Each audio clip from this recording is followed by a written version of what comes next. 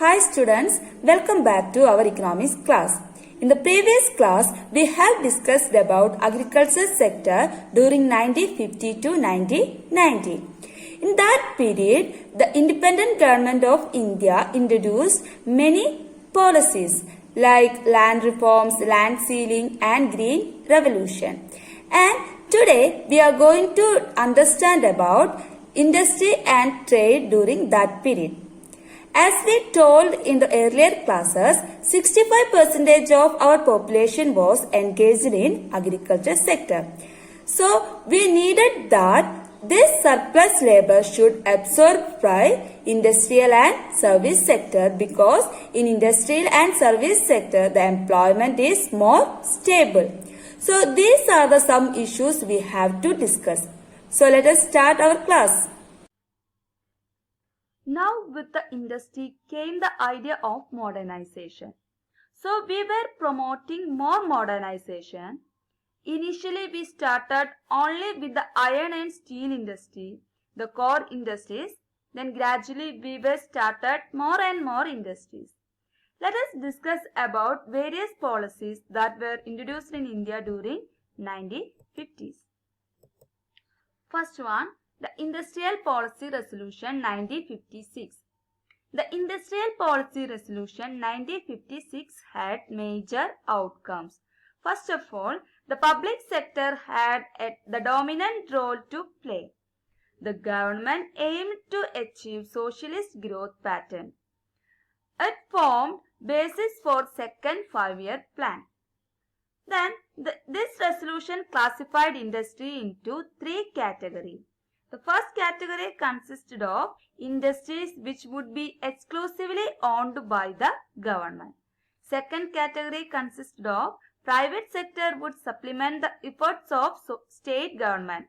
The state or the government taking sole responsibility of new units. Then second and most important category was the remaining industry which were to be in the private sector. Then here we started the idea of license or license Raj started. Under this there was compulsory licensing or renewal of license in every year or every 6 months and so on. So what happened was, this policy was used for promoting industries in the backward region. That means it was easier to obtain license if the industrial unit was established in an economically backward area, and also such units were given certain concessions such as tax benefit and electricity at a lower tariff. The existing industry had to obtain license for expanding output or for producing a new variety of goods. License to expand production was given only if the government was convinced that the economy required a large quantity of goods.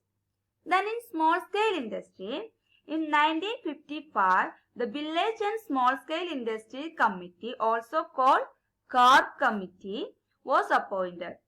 Here the small scale industry which were allowed asset of rupees 5 lakh. At present, maximum investment allowed is rupees 2 crore for service sector and 5 crore for manufacturing sector. But under the 1955 rule, the maximum investment in small scale industry was 5 lakhs. These small scale industries had many benefits. These are more labor intensive, that is they use more labor than the large scale industry, therefore generate more employment. That's why more concessions were available. Then the next is trade policy. Trade policy, the industrial policy that India adopted was closely related to the trade policy. Then India followed an inward-looking trade strategy or closed economy model. That is, it had discouraged import of goods from foreign countries. Technically, this strategy is called import substitution. Under this policy, instead of importing goods made in a foreign country, industries would be encouraged to produce those goods in India itself. So that is known as import substitution. Okay. Through this policy, government protected the domestic industries from foreign competition. Industries were protected from foreign competition by two ways, that were tariff and quota. So what is tariff? A tariff are a tax on imported goods. They make imported goods more expensive and discourage their use. For example, an Indian producer who produced toy in India at the rate of $5 and the same toy being produced in China at the rate of $4. But when it is imported into India, we have an import fee that would be suppose $2. Ultimately, this toy which is coming from China to India would be $6. So what would happen? The Indian toys would become cheaper and people would buy Indian toy rather than Chinese toy.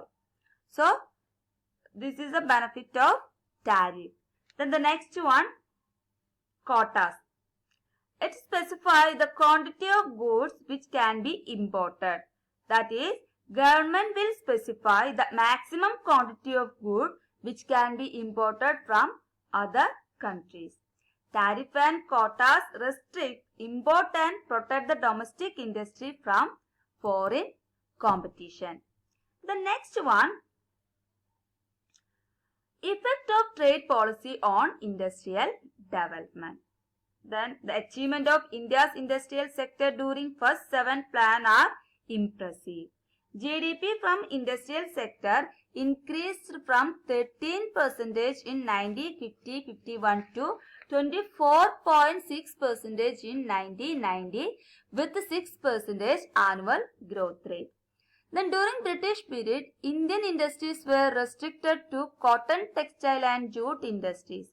But during this period, that is in 1950 to 1990 period, development of industries became diversified. Then protection from foreign competition enabled Indian industries in the area of electronic and automobiles. There were some critical analysis also.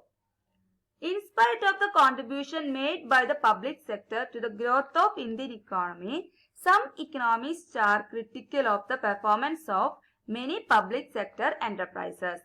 They argued that government should get out of areas which private sector can manage and the government may concentrate its resources on important services which the private sector cannot provide. Then some public sector incurred huge losses but continued to function. This does not mean that private firms are always profitable, but a loss-making private firms will not waste resources by being kept running despite the losses. Then the excessive regulation, that is permit license Raj, prevented some firm from becoming more efficient. That is more time spent on how to get license rather than how to improve their production. Then some economists argued that competition from import forces efficiency. The absence of foreign competition, Indian consumer had to purchase whatever the Indian producer produced, and producer had no incentive to improve quality of goods. Then some economists also pointed out that we should protect our producer from foreign competition as long as the rich nation continue to do so. Owing to all this conflict, economists called for a change in our policy.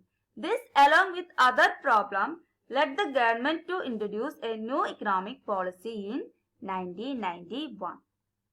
Okay. So, let us conclude today's section. Now the chapter 2 get finished. What all things we have discussed in this chapter?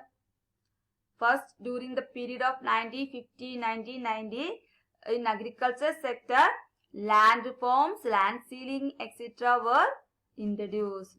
We had self-sufficiency in food grains with Green Revolution. Then Green Revolution came with a lot of drawback that we have already discussed.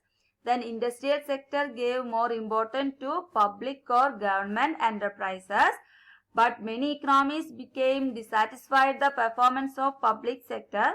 During this time, India followed inward-oriented foreign trade policy, or the otherwise known as import substitution. Then government failed to develop a strong export sector, etc.